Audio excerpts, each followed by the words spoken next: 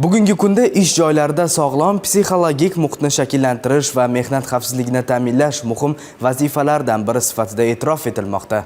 Ana shu yo'nalishda Samarqand shahrida O'zbekiston kasaba uyushmalari federatsiyasining Samarqand viloyat kengashi tomonidan sog'lom psixologik ijtimoiy ish muhitini ta'minlaylik mavzusida seminar bo'lib o'tdi. Tadbir avvalida viloyatdagi korxona va tashkilotlarda ishlab chiqarishdagi baxtsiz hodisalar hamda kasb kasalliklarini oldini olishda foydalaniladigan maxsus kiyim boshlar, shaxsiy himoya vositalari va maxsus texnik jihozlari ko'rgazmasi namoyish etildi.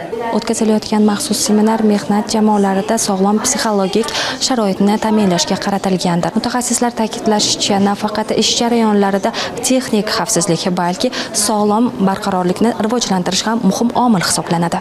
Tadbirni O'zbekiston kasaba uyushmalari federatsiyasining Samarqand viloyat kengashi raisi ochib berib, bugungi kunda mehnat muhofazasi va xavfsiz ish muhitini yaratish muhim vazifalardan biri ekanini alohida ta'kidladi. Seminar davomida soha mutaxassislari tomonidan ish joylaridagi sog'lom psixologik ijtimoiy muhitni ta'minlash, xavfsizlik madaniyatini rivojlantirish bo'yicha keng qamrovli ma'ruzalar tinglandi. Bugungi bu seminarda asl maqsaddan bittasi o'sha butun dunyoda ishchi xodimlarni mehnat sohasida ularning xavfsizligini ta'minlash borasida olib borayotgan ishlar. Xuddi shunday bizni sohamizda ham, kasaba uyushmasida ham maqsadimiz bitta, o'sha ishchi xodimlarga bugun xavfsiz mehnat sharoitini yaratib berish. Ma'ruzalar ish jarayonidagi uchrashi mumkin bo'lgan xavflar, ularning oldini olish choralari hamda zamonaviy yondashuvlar haqida batafsil ma'lumotlar berildi. Yaponiyada, Koreyada 55 soatdan ortiq ishlash, stress holatiga, depressiya holatlariga tushish, hattoki suitsid, odamlarni o'zini o'zi o'ldirishga ham olib borayotgan ekan va